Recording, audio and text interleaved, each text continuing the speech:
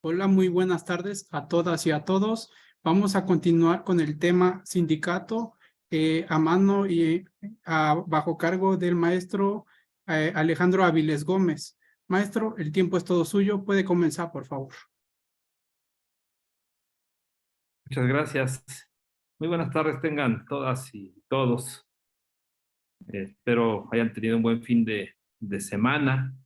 Eh, un mes que para muchos es de días de descanso, ¿no? Y de manera particular, en este mes, pues incluso han generado puentes largos. De manera oficial, pues nada más hasta el 1 de mayo.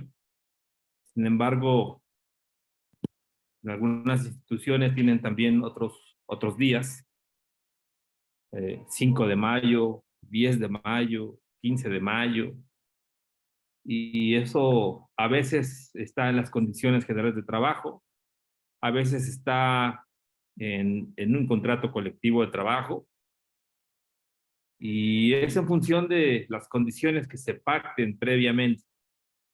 Eh,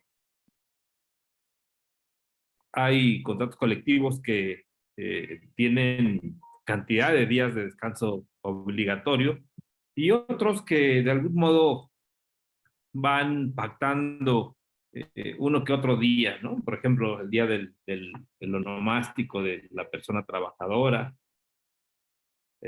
cuando contraen nupcias, y ahora la ley también pone una serie de medidas, ¿no? A la licencia por paternidad de 5 días. Y está siempre en el debate esa parte, esa intención de algunos legisladores o legisladoras de ir proponiendo reformas a la Ley Federal del Trabajo que permitan que la persona trabajadora pueda tener acceso, pues, a una jornada laboral más reducida, que le permita también eh, atender las responsabilidades familiares. Y en los últimos tiempos hemos visto muchas reformas, ¿no? Incluso eh, ha habido planteamientos, se han discutido ya en algunos foros la posibilidad de otorgar licencias, por ejemplo, a las mujeres trabajadoras cuando están en un periodo menstrual, por ejemplo. Y bueno, nos hemos encontrado en, en, estos, en estas legislaturas pues muchas iniciativas que algunas se quedan en el intento y otras van avanzando. Eh, Al final del día, pues los trabajadores, las trabajadoras buscan mejoras en sus condiciones laborales y siempre también hay, por supuesto, una resistencia a ello. Siempre hay un motivo para decir no a alguna pretensión de carácter legislativo, como por ejemplo la jornada laboral de, de 5 días, ¿no? Es algo que se está ahora debatiendo en el Congreso. Se plantea reformar la fracción cuarta del artículo 123 de la Constitución, en la que se establezca que por cada 5 días de trabajo, la persona trabajadora disfrutará de 2 días por lo menos, ¿no? Cambiando así la disposición que tiene más de 100 años, desde que surgió el 123, la fracción cuarta sigue estando igual. Yo creo que algo ha de haber cambiado, ¿no? A más de un siglo en las relaciones laborales. Eh, y es algo que se está dando en el Congreso, en la Cámara de Diputados, en la Comisión de Puntos Constitucionales, que ya pasó ahí la iniciativa, que seguramente pasará al Pleno en el siguiente periodo ordinario de sesiones, en el mes tal vez en el mes de septiembre, y muy probablemente sea aprobado para pasar a la a la Cámara de Senadores como Cámara Revisora y posteriormente a las legislaturas de los estados. Ya parece ser que la región es algo inminente, es algo que se está debatiendo, discutiendo. Ya se aprobó en Chile, en Uruguay ya lo están eh, eh, pues discutiendo. En nuestro país ya está la iniciativa y, y vamos a ver qué pasa los siguientes días. México, siendo país integrante de la OCDE, pues es el país donde más horas se trabajan, ¿no? 2.200 horas en promedio al año. Casi el doble que otros países, principalmente europeos. Y bueno, al final ahí está el debate, ¿no? O sea, reducir la jornada laboral eh, incrementa productividad, la reduce, no pasa nada, es algo que eh, genera discusión, genera polémica y finalmente todo eso pues puede ser pactado en los contratos colectivos de trabajo, ¿no? Contrato colectivo de la Universidad Nacional Autónoma de México, su sindicato, dispone jornadas laborales de 32 horas, de 40 horas. Incluso hay trabajadores que tienen 32 horas más otra media plaza de 16 horas. Y sumados dan 48 horas. Son jornadas laborales, evidentemente, que difícilmente se podrían dar en la iniciativa privada. La Universidad Nacional es un organismo público descentralizado. Eh, Sin embargo, ahí están, vía la contratación colectiva se puede pactar lo que sea, ¿no? Y eso va a ser la dinámica de nuestras pláticas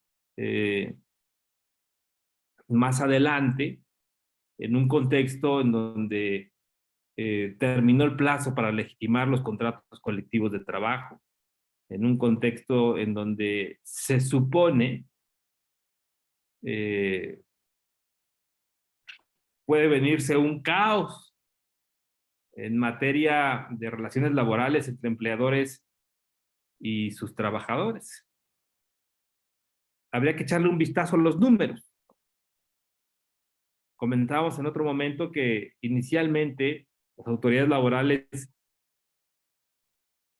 comentaban que había poco más de 500,000 de contratos colectivos de trabajo. Recientemente ajustaron ese número a 140,000. Y de esos 140,000, a la fecha se han legitimado poco más de 17,000. Y habrán de legitimarse otros de aquí a la que termine el mes de julio, los que previamente y antes de que terminara el 1 de mayo hayan hecho su solicitud de la consulta de legitimación. Y lo comento porque ahorita es algo que se comenta, ¿no? ¿Qué pasa si en la legitimación un contrato colectivo de trabajo es rechazado? Pues dice el protocolo para la legitimación de los contratos colectivos de trabajo que este contrato desaparece manteniendo las condiciones de trabajo de las personas que están cubiertas por el mismo. Y aquí es la parte que hay que analizar. Si yo estoy cubierto por un contrato colectivo de trabajo, el cual no fue legitimado,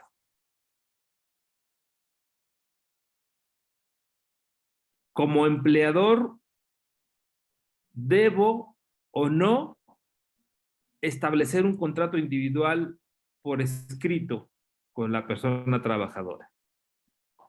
O si como persona trabajadora tengo que exigirle al empleador la firma de un contrato individual que recoja las prestaciones que ya se me venían cubriendo vía el contrato colectivo de trabajo.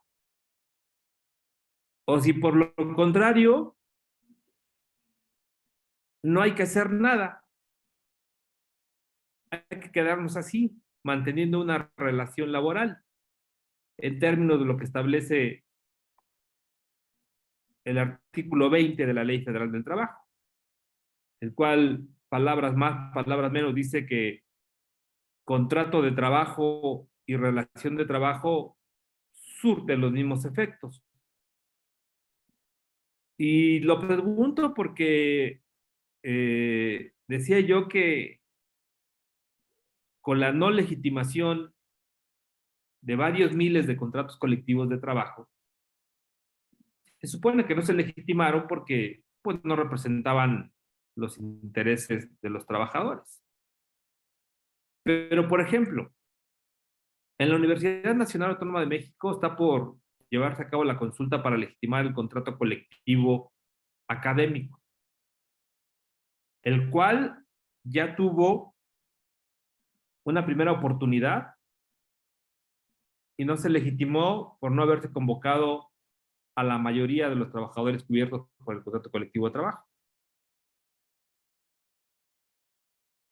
Si ustedes revisan el contrato colectivo de trabajo académico de la Universidad Nacional Autónoma de México, en realidad no es un mal contrato colectivo de trabajo. Lo que sucede acá es que el sindicato titular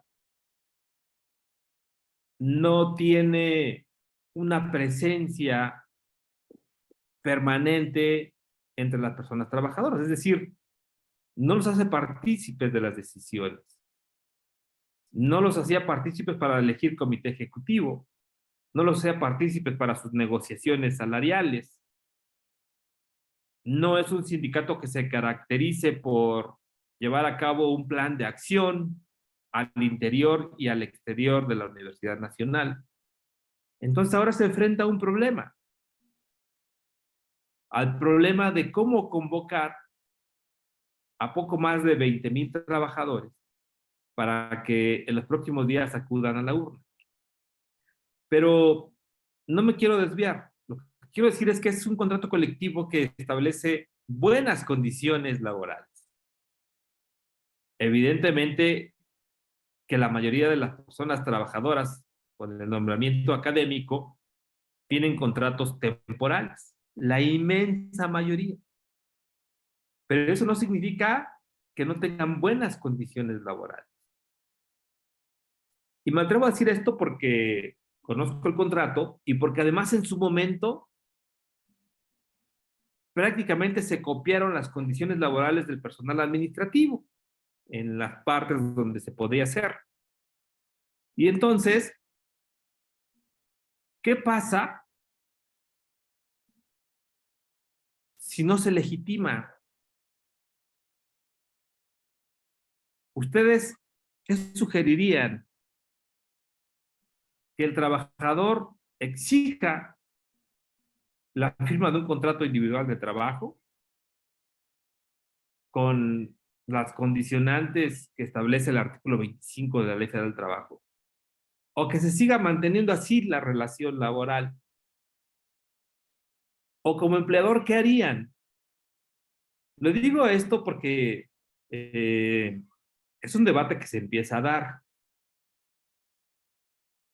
Hay quien dice que el empleador pudiera tener una ventaja superior frente al empleador y que la firma de un contrato individual podrían pues reducir algún tipo de prestación. No olvidemos que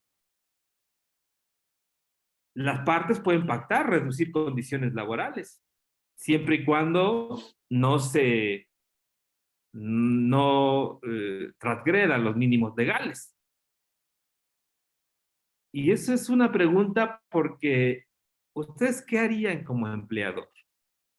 Si ustedes tienen una cláusula del contrato colectivo de trabajo que dice que al trabajador que cumpla 5 años de servicio, se le empezará a pagar una compensación por su antigüedad consistente en el 2%, mismo que será capitalizable año con año hasta que cumpla 20 años. Y de 20 años en adelante, esta prima será del 2.5%. Pero hay una persona trabajadora que tiene 4 años de antigüedad. El protocolo dice que se deben respetar sus condiciones laborales. Para este trabajador, constituye ya un derecho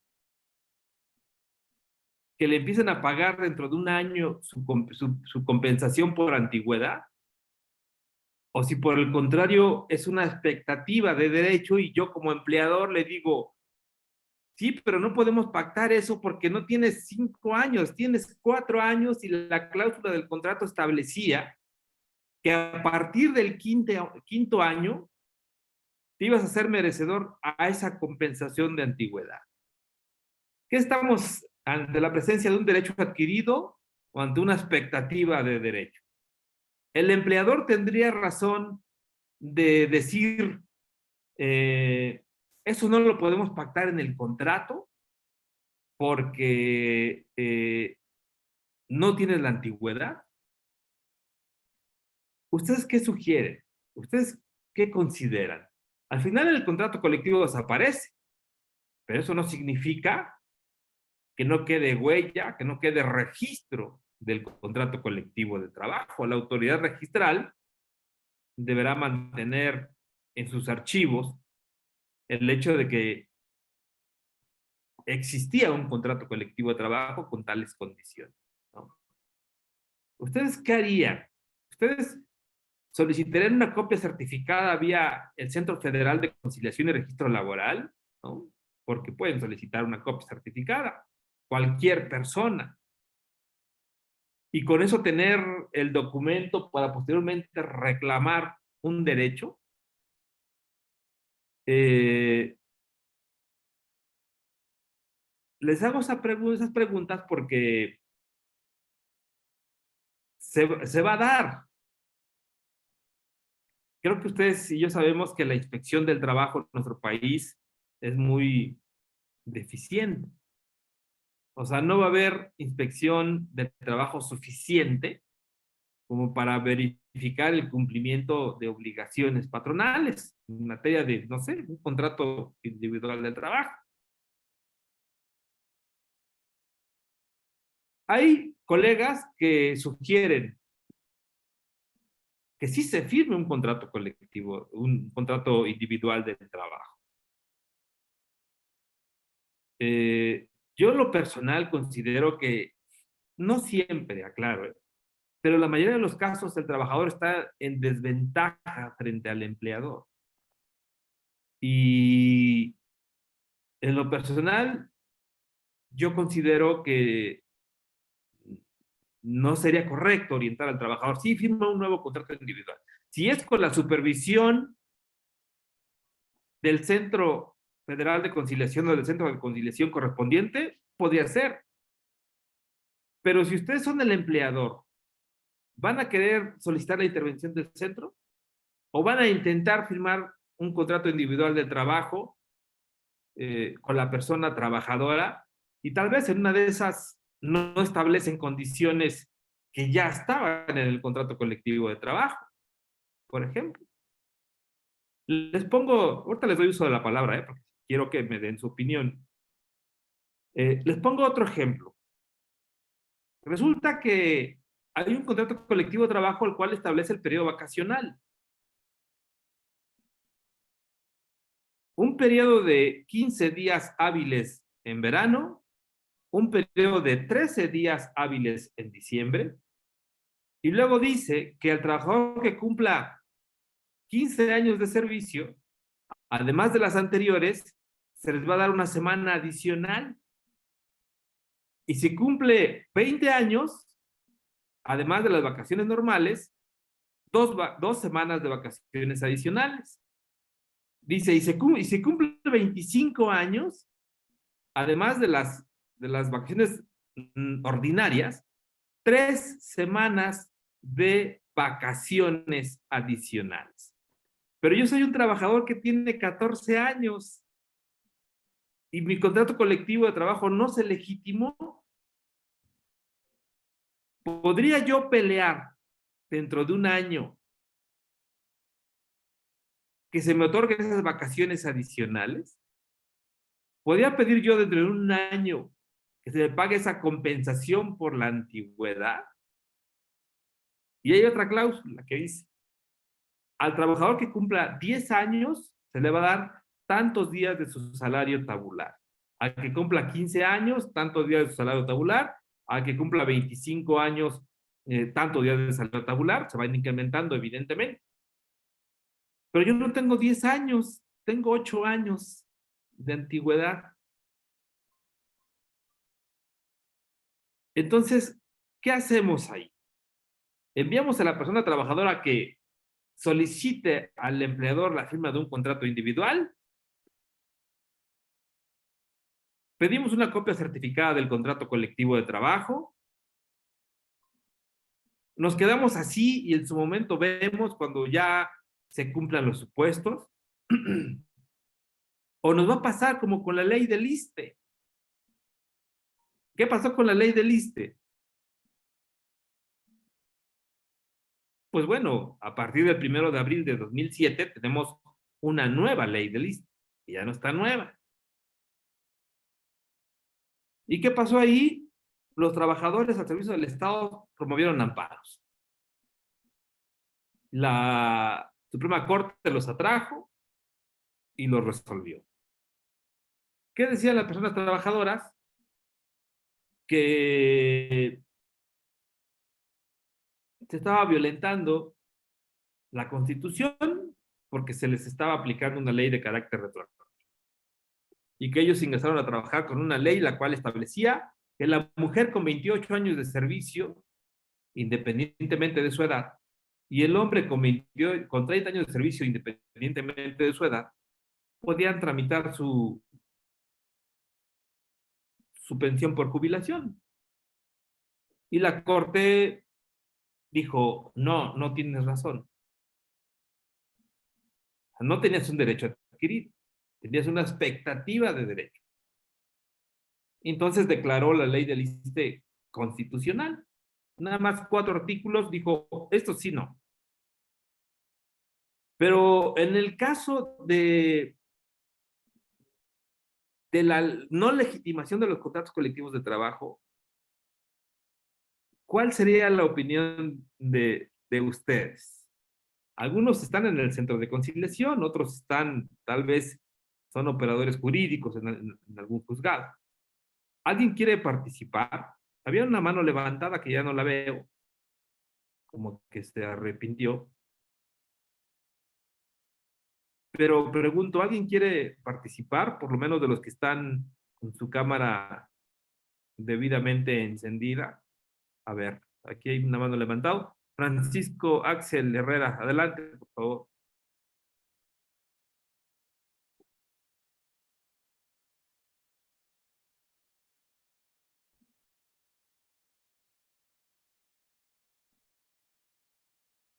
Ya apagaste tu micrófono, Francisco.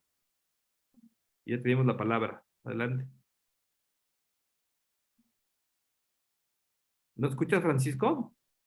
Axel Herrera. Bueno. Había otra mano por ahí. Francisco Iván, adelante. Maestro, buenas tardes a todos.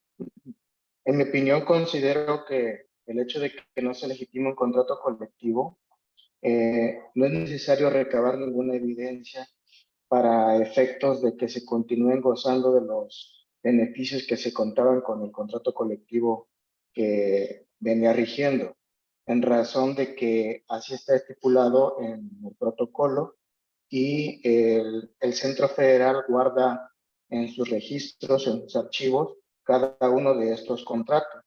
Entonces, si el patrón no cumpliera con alguna de las cláusulas que establece el contrato colectivo, podrían ahí sí, entonces sí, solicitar al Centro Federal o en su caso demandar y solicitar algún tipo de informe al Centro Federal para efectos de establecer que esa cláusula sí se le estaba aplicando a ese trabajador en determinada empresa.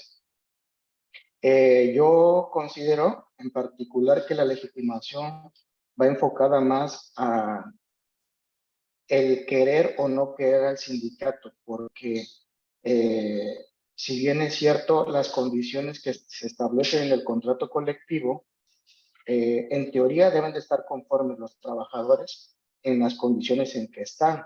Sin embargo, en muchas ocasiones se vota en contra de la legitimación de los contratos colectivos porque, como lo mencionaba usted hace un momento, a veces no se conoce al sindicato ni al secretario que lo representa, entonces va más como que un voto de castigo para esta persona que no nos atendió.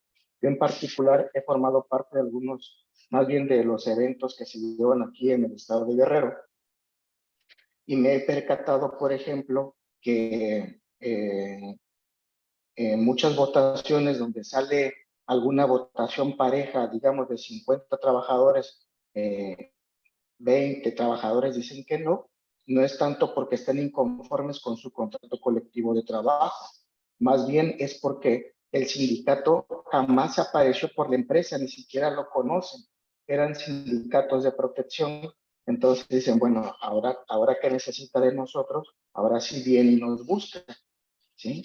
Entonces ahí es donde dan el voto en contra del contrato colectivo, de la legitimación del contrato colectivo, pero no por inconformidad del contrato, sino por la desatención de esos sindicatos, de esos líderes sindicales.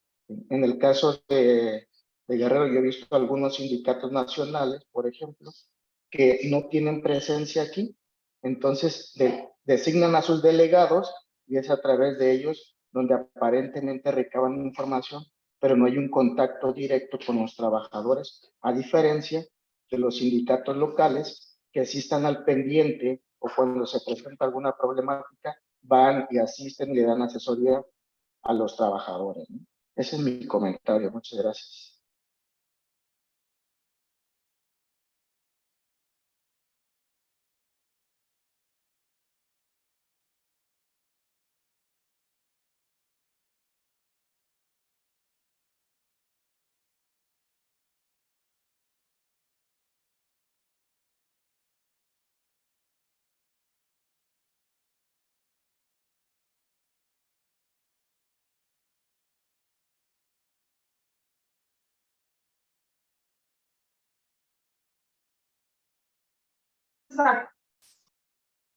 Perdón, antes le vamos a dar la palabra a Héctor Vargas. Adelante.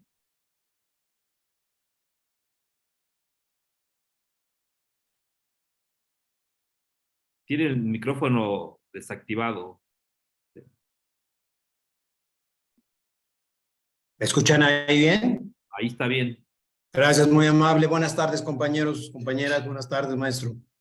En función de lo que usted plantea, creo que aquí hay varios aspectos sobre los cuales hay que reflexionar y es que evidentemente esto en la realidad, ya lo decía también el compañero Francisco que acaba de participar, pero en la realidad se va a prestar a muchas situaciones muy confusas y que definitivamente de ahí resultarán abusos, eso indudablemente. Hay muchos trabajadores, la gran mayoría, que ni siquiera enterados están que están cubiertos bajo un contrato colectivo de trabajo. Usted hace una pregunta en cuanto a si habría que precisamente ahora suscribir contratos individuales de trabajo.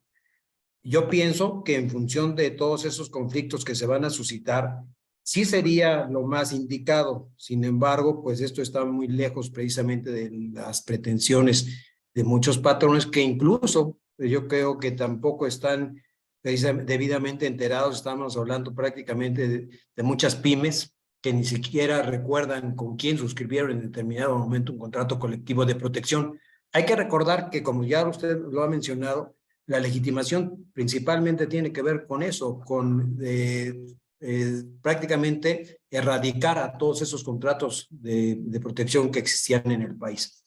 Así que entonces, ¿qué es lo que viene? Lo que viene va a ser una serie de abusos en los cuales, pues, efectivamente, muchos trabajadores o muchos patrones, en otro sentido, que no son la mayoría, claramente eso existe, pero habrá muchos patrones que traten de aprovechar la oportunidad para suscribir otro tipo de contratos individuales en los cuales se falte a lo que establece el 11º transitorio de la ley de 19. La ley de 19 es muy clara en el 4º párrafo, lo tengo aquí a la vista, y se dice que finalmente serán de aplicación obligatoria esas disposiciones contractuales colectivas por las cuales ya no aplican en virtud de que no se legitimó el contrato. Difícilmente muchos trabajadores, tal vez, insisto, sepan que existen, mucho menos podrán demandar algo de lo cual están totalmente, pues, ajenos. Y efectivamente será hasta los procedimientos que ya se lleguen a sustanciar cuando salga todo esto. Creo que debería esto también ser cuestión de una política pública en la que se brindara mayor certeza porque a los trabajadores, sobre todo porque, como bien lo apunta, el problema es de que la inspección de trabajo pues tiene muchas deficiencias en este país. Así que estamos en el limbo, ¿ok? Hay un limbo en la realidad porque jurídicamente usted señalaba las decisiones de la Corte con base en la jurisprudencia de los efectos de la norma, en la que decían, bueno, pues esto todavía era ni siquiera un derecho adquirido, todavía es que en la realidad los hechos todavía no se configuraban como para que esto sucediera. Yo pienso que en este caso, y con base precisamente en esta jurisprudencia de los efectos de la norma, no aplica. ¿Por qué? La fuente está directamente establecida en la ley y es muy clara cuando dice que efectivamente esas disposiciones, y siempre y cuando sean superiores a las establecidas en la ley, serán de aplicación obligatoria. Así que ya es una continuidad de lo que se viene dando. Aun cuando estuvieran algunas de ellas sujetas a alguna condición suspensiva o una condición resolutoria, eso no quiere decir que haya otra norma a diferencia de lo que pudieron haber resuelto, por ejemplo, con la ley del ISSSTE. Aquí no hay otra norma. Aquí lo que se establece es la continuidad de la misma norma que antes existía en un contrato colectivo de trabajo, pero lo que deja precisamente en el limbo es cuál va a ser la fuente jurídica, si sería un contrato individual de trabajo o bien cuál otra pudiera ser, pero lo que sí es ahí indiscutible es de que resultan de aplicación obligatoria, y eso lo dispone la misma ley, no con una nueva norma, que eso es lo que había que tener muy presente para saber si los efectos de la norma, conforme a esa jurisprudencia, van a alcanzar a estas nuevas situaciones jurídicas o si habría que interpretarlo o aplicarlo de otra manera, que en definitiva lo es la que establece la propia ley. Habrá una continuación y será de aplicación obligatoria para el patrón. El problema fáctico es que muchos trabajadores ni siquiera están enterados. Por otro lado, que lleguen a haber ese tipo de contratos leoninos, pues sin duda habrá. Y ahí, pues en definitiva, que la desventaja también será para la clase trabajadora, pues, primero por la ignorancia de esa situación y después en cuanto a la asesoría que lleguen a tener para poder plantear correctamente todo este tipo de reclamos. No pasa, por ejemplo, inadvertido también que hay prestaciones, hay conceptos que aun cuando se pudieran considerar como extralegales, ya ha sido definido en jurisprudencia, como las vacaciones, el aguinaldo, la prima vacacional, que son prestaciones que tienen origen en la ley y de acuerdo con la carga probatoria del 784 de la Ley Federal del Trabajo, pues cualquier controversia corresponderá a acreditar al patrón. Pero usted ponía también un ejemplo, aquel que viene precisamente sujeto a una condición resolutoria en cuanto al 2%, ¿no? Habrá que esperar el tiempo necesario para que se dé ese beneficio del 2%. Este tipo de prestaciones son las que también se van a requerir, ahí sí directamente, establecer la carga probatoria. Y hay una jurisprudencia nueva que es muy interesante, en la que nos dice que las prestaciones extralegales, si bien normalmente la carga probatoria corresponde a la parte que afirma su existencia. En esta jurisprudencia ya se establece que de acuerdo con la carga dinámica de la prueba bajo un escrutinio estricto, habrá que determinar si corresponde la carga de la prueba normalmente al trabajador o bien por la posibilidad de acreditar lo será para el patrón. Entonces, creo que lo que usted plantea precisamente, pues es toda incertidumbre, toda esta incertidumbre que en el momento existe y que se irá definiendo con base en las acciones que desgraciadamente en lo individual tengan que llevar a cabo los trabajadores, porque está prevista la consecuencia, pero no está previsto en los transitorios la forma de resolver precisamente esta falta de legitimación de los contratos. Entonces, es una disposición que yo creo que necesariamente pues, se debe de generar una solución a través de, pues sobre todo de la acción sindical, porque los trabajadores en lo individual poco que tienen que hacer al respecto. Esa sería mi opinión, con todo respeto, maestro. Muchísimas gracias. Muy interesante ambas opiniones. Ahorita voy a hacer un comentario. Antes le damos la palabra a Horus Castro. Adelante, por favor. Buenas tardes, maestros y compañeros.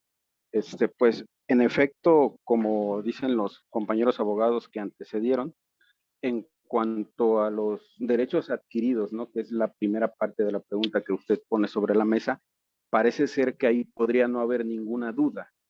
¿Por qué? Porque pues al final la propia reforma establece que esos derechos se mantendrán vigentes y tendrán que ser por lo menos iguales o superiores a la ley.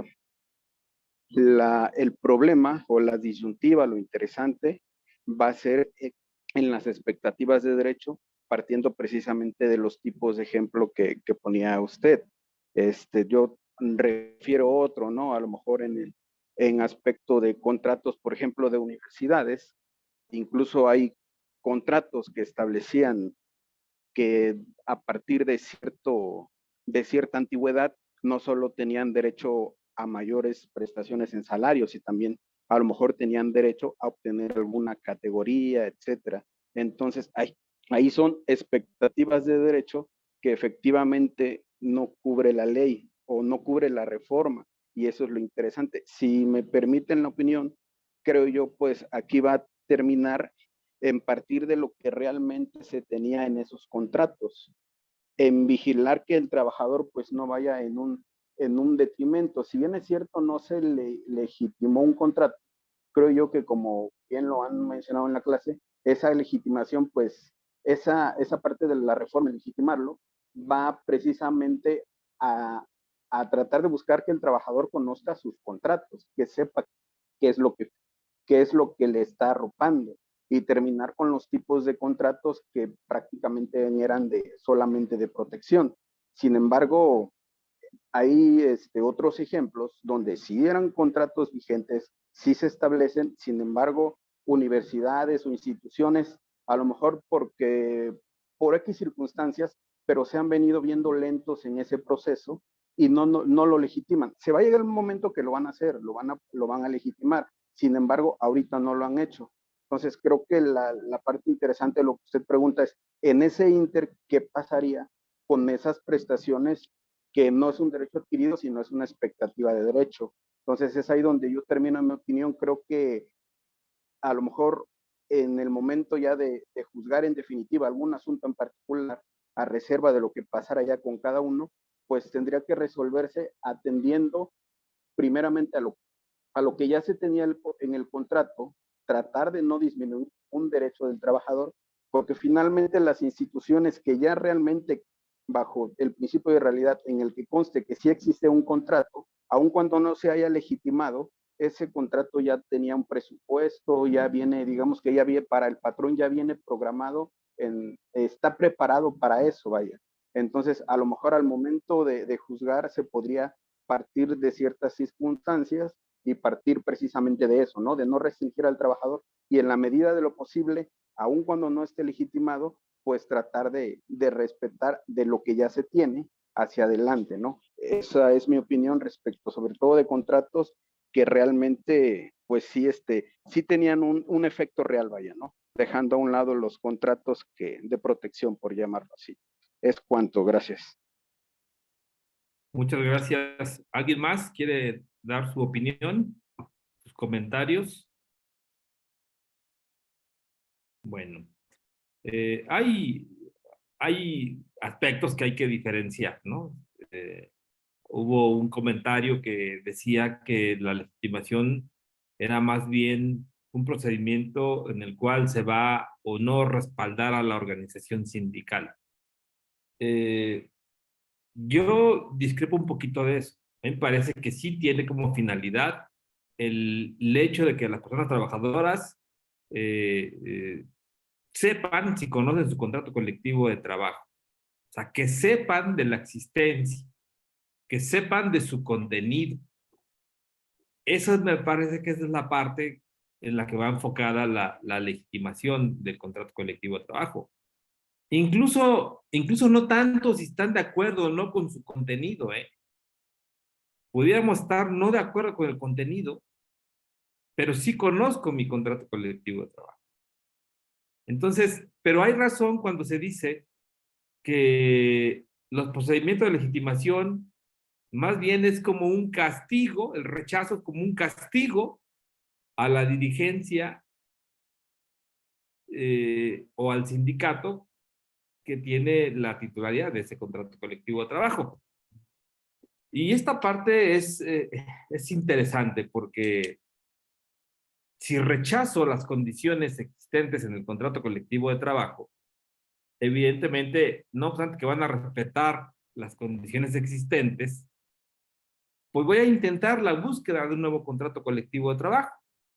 Y eso será a través de la constancia de representatividad. Evidentemente que el sindicato que ostenta la titularidad va a pelear por la constancia de representatividad. Pero si yo lo rechazo como trabajador, pero no tengo otro sindicato, no he constituido otro sindicato, pues al final del día, si bien es cierto, ahora las personas trabajadoras tienen que participar en la decisión en voto personal, libre, directo y secreto, ¿no sería mejor empezar de lo que ya se tiene que empezar de cero? Lo digo porque en el conflicto que todos conocieron de General Motors, en Silao, Guanajuato, no es que no conocieran el contrato colectivo de trabajo, es que más bien no estaban de acuerdo con quien ostentaba la titularidad de ese contrato colectivo de trabajo. Y eso provocó que los trabajadores rechazaran el contrato colectivo, no se legitimó, 4 sindicatos buscaran la constancia de representatividad, la obtuvo un sindicato distinto al que tenía la titularidad anteriormente, le dieron su constancia de representatividad, se agotaron los 6 meses, que es la vigencia de la constancia, y no alcanzó a negociar. Tuvieron que renovar otra vez su constancia de representatividad para al final del día llegar a un acuerdo con la armadora, con el empleador. Pero también yo lo decía al inicio, en el caso de la Universidad Nacional, no es que no conozcan su contrato o que el contrato tenga cláusulas que no sean operantes o que no tengan mayores beneficios. El punto ahí es que, en efecto, lo que comentaba algunos de los compañeros es que no quieren al sindicato, a la dirigencia del sindicato. Ese es el punto. E incluso decía yo que la gran mayoría de las personas trabajadoras tienen contratos temporales de asignatura por el semestre. Y son ellos precisamente quienes dicen, pues es que no tengo estabilidad laboral. En cualquier momento ya no me renuevan el contrato. Y tienen razón. Sin embargo, hace falta mucha información porque el ingreso, promoción y ascenso, dice el artículo 3º constitucional, fracción 7ª, estará a cargo de la universidad o la institución de educación superior. En el caso de la Universidad Nacional tienen un estatuto de personal académico, el cual regula precisamente el ingreso, la promoción y el ascenso.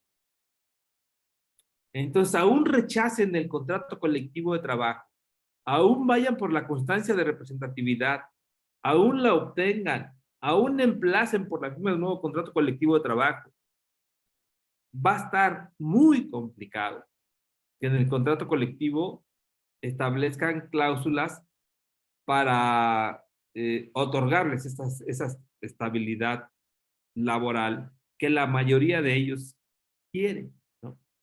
Es muy difícil que vía el contrato colectivo de trabajo, digo, se pueden mejorar los salarios, pues, pero la inmensa mayoría son profesores o profesoras que tienen horas clase. Por supuesto que ese ingreso es mínimo, es muy poquito, sin duda alguna. Pero fíjense, un fenómeno. Mucha gente quiere entrar a dar clases a la Universidad Nacional. Incluso tiene otras actividades. Dice, no me importa que me den 2 horas de clase. Primero, para muchos por el currículum, para otros por la seguridad social, porque teniendo 4 horas de clase tienen seguridad social. Pero ya estando adentro, evidentemente, pues no se conforman y buscan mejorar. Y entonces, al principio que deseaban entrar como fuera, hoy ya buscan tener mejores condiciones laborales. Y vuelvo a repetir, eso es correcto. Nada más que no legitimar el contrato colectivo de trabajo no necesariamente les va a traer como consecuencia mejores condiciones laborales. Pero también hay otro tema. ¿Qué pasa, por ejemplo, en un contrato colectivo de trabajo que tiene una cláusula de admisión? Y dice que el sindicato va a proponer al personal idóneo, al empleador. Y previos exámenes, pues ingresará a laborar. Pero no legitimamos el contrato colectivo de trabajo. Y entonces, pues me van a respetar mis derechos individuales, mis prestaciones y mis condiciones de trabajo. Pero ahora, ¿cómo se va a contratar ese personal en tanto tenemos otro contrato colectivo de trabajo? El empleador quedaría facultado para contratar nuevo personal sin tomar en consideración al sindicato. En este caso vamos a poner al mayoritario, suponiendo que hubiera 3 sindicatos, al mayoritario. ¿Qué nuestras cláusulas colectivas desaparecerían? Yo de manera individual, ¿cómo lo hago valer? Y entonces, ¿qué pasa con las cláusulas de admisión? Esas quedarían totalmente inoperantes. El empleador pudiera contratar a quien quisiera. Y si la cláusula de admisión tuviera como uno de sus propósitos, pues que el sindicato proponga al personal idóneo, que le hagan los exámenes correspondientes, que ingrese, y esto porque les garantiza que el trabajador sea de su gremio. Unos dicen, eso garantiza la cohesión interna del sindicato, la unidad, pero ya no hay, porque no se legitimó el contrato colectivo de trabajo. Y somos una empresa en donde hay 5,000 trabajadores, 4,000 trabajadores, el número que ustedes quieran.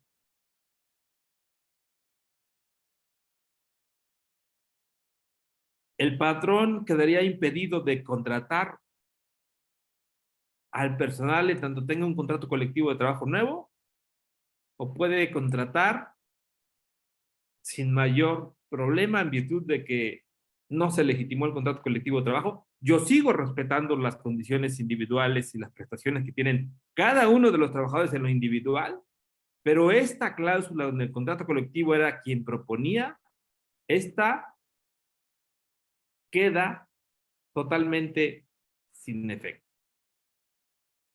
Y es ahí donde, antes de rechazar un contrato colectivo de trabajo, son de los aspectos que hay que valorar. ¿Qué no sería mejor pelearle la titularidad al contrato colectivo que mayoritario? Y a partir de ahí iniciar una lucha para lograr mejorar el contrato colectivo de trabajo. Lo pregunto porque vuelvo a repetir, es cierto lo que dicen. O sea, muchos están no legitimando su contrato, bueno, la gran mayoría porque son de protección patronal, pero en algunos casos no lo están rechazando porque no lo conozcan o porque no tengan algunas cláusulas más o menos, sino porque están en contra del sindicato. Entonces, Francisco Iván Rendón nos dice que el patrón puede contratar a cualquiera sin mayor problema. ¿No debiera haber un mecanismo para preservar este mecanismo de ingreso? ¿O qué opinan al respecto? ¿Hay alguna opinión en este sentido? Las cláusulas colectivas. ¿Qué pasa? Hay cláusulas en las donde se establece el apoyo para gastos de comedor que se le entrega al sindicato, por ejemplo. Hay cláusulas que establecen, no sé, vamos a hablar en el caso de la Universidad Nacional, que establecen un número de boletos para los juegos de fútbol que se celebren en el Estadio Olímpico Universitario México 68. El patrón tenía esa obligación, pero ahora, ¿a quién se los da? Ahora ya, pues sí tengo sindicato, pero ya no es el titular. De hecho, ya no tengo un contrato colectivo, pues. Ya quedó sin efecto. Entonces son de las preguntas que surgen, que van a dar de qué hablar en próximos días, pero regresamos al punto. Los trabajadores no están informados. ¿Qué va a suceder a aquel trabajador que no sabía que tenía un contrato colectivo de trabajo, que el patrón se esté frotando las manos y que le diga, mira, vente, vamos a formalizar tu situación laboral. Vamos a firmar un contrato colectivo de trabajo. Te va a beneficiar. Eso te va a garantizar aquí tu permanencia en la empresa, en la fábrica. Y eso va a pasar. ¿Por qué razón? Porque el trabajador no se informa y porque tampoco ha habido una política para que las personas trabajadoras puedan conocer, pues no la ley, pero sí los temas en donde hubo reformas y que son reformas que van dirigidas a las personas trabajadoras, ¿no? No han dicho hasta el cansancio que la reforma laboral pretende empoderar a las personas trabajadoras. Ya son 4 años del decreto del 1 de mayo del 19. Ya son 4 años. Y fíjense ustedes, a veces ni los juristas estamos totalmente empapados de muchos aspectos de los que versa o versó la reforma a la Ley Federal del Trabajo. Mucho se ha dicho que la reforma del 17 fue la reforma más profunda al artículo 123 desde su existencia. Pero, ¿qué se ha hecho para que eso permee entre las personas trabajadoras? En lo personal creo que nada. Y eso evidentemente los deja en desventaja frente al empleador, que en muchos casos, no en todos, pues tiene un poder más grande para poder contratar los servicios de asesores. Lo que no tiene el trabajador no sabe que hay una Procuraduría de la Defensa de los Trabajadores. La persona trabajadora no sabe que hay un centro de conciliación local y federal. La persona trabajadora no sabe que ya las juntas de conciliación no reciben demandas. Y entonces es complicado en un contexto de desinformación. ¿Sí? Y más en estos momentos, es que no estamos hablando de cualquier cosa. Fíjense ustedes, 500,000 contratos colectivos, luego 140,000. Y ahora que únicamente se han legitimado 17,000. ¿Cuántas personas cubiertas por un contrato de protección o no estaban en ese supuesto? Muchísimas. Muchísimas. Entonces, vamos a ver qué sucede en los próximos tiempos. Lo cierto es que la inmensa mayoría de los contratos colectivos de trabajo, en efecto, los trabajadores no sabían de su existencia. La mayoría era porque un líder sindical dejó un citatorio en la puerta de la empresa o incluso lo emplazó a huelga, se arreglaron en corto y así venían operando a lo largo de los años. Fueron años en los que familias enteras se hicieron millonarias a la luz de los contratos colectivos de protección patronal. Hay mucho, acá por la zona conurbada de la Ciudad de México, hay familias enteras, que es el secretario general del sindicato A, el otro es el secretario general del sindicato B, el otro es el secretario general del sindicato C. Ahora, evidentemente, todo eso se supone va a terminar. En algunos casos, más o menos se activaron y dijeron, pues vamos a salvar el negocio, ¿no? Y más o menos empezaron a tener un contacto con las personas trabajadoras. Pero hay muchas notas ahorita en los medios de comunicación, periódicos, respecto a eso, ¿no? Es necesario llevar a cabo una campaña para la conformación de sindicatos. ¿En verdad los sindicatos son un instrumento para mejorar las condiciones laborales de los trabajadores? ¿O en nuestro país lo único que representan son la corrupción? ¿O el empleador los ve como algo dañino, algo que no debiera existir? ¿O el empleador considera que no son necesarios? Hay muchas cosas en nuestro país que no se dan todavía, que lo veremos a mediano plazo, pero esperemos que la reforma laboral tenga los resultados esperados. Hoy fue una audiencia a la Junta Local de Conciliación